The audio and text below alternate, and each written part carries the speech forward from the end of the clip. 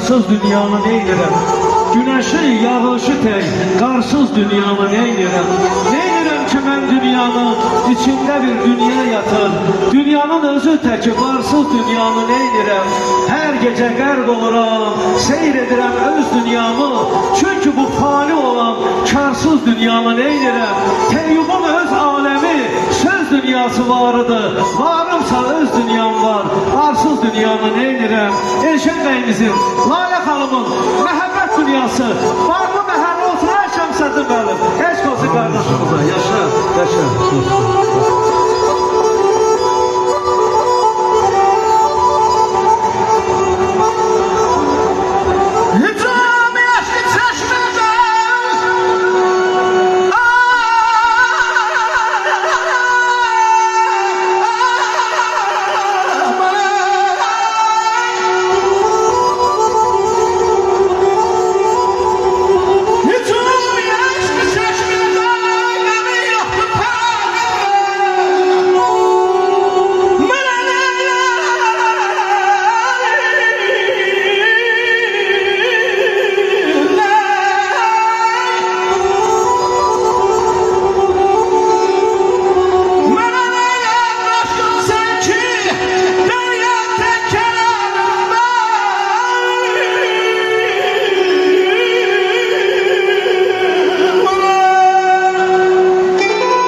Sanıram dünyada yaşamışam ben. Çünkü ürəklərdə sözüm var benim. Demirəm ömrümü vermişəm hədər. Həyatda itməyən izim var benim. Dövlətim varımdır geniş ürəyim. Süfrəmin tacıdır halal çörəyim. Ruha məhəbbətlə yəyən küləyim. Ətirli, çiçəkli, düzüm var benim. Öz ana yurdumdur cənnət məkanım. Teyyubam, bağlıdır vətənə canım. Nə yaxşı vətənim Azərbaycanım. Öz sarım kamanım, sazım var benim. Ordumuzu almışlayalım. Əskerlərimizin ekran almışlayalım dostlar. Ay maşallah, sağ olun Şəmsəddin. Teşekkür ederim.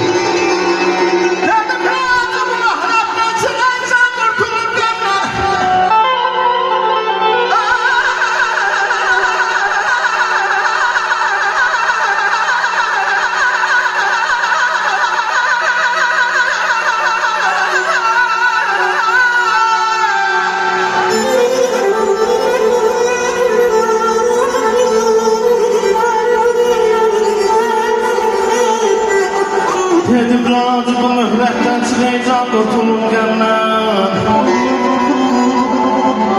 Dedi ya hasta sabreyle.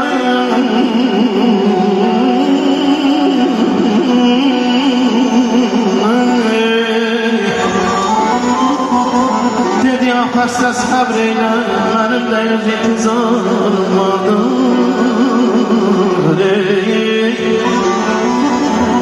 Azram Qarabağ, Şakışından Qarabağ. Alem cənnətə döndü. Vallahi yardan çıxmadı Qarabağ.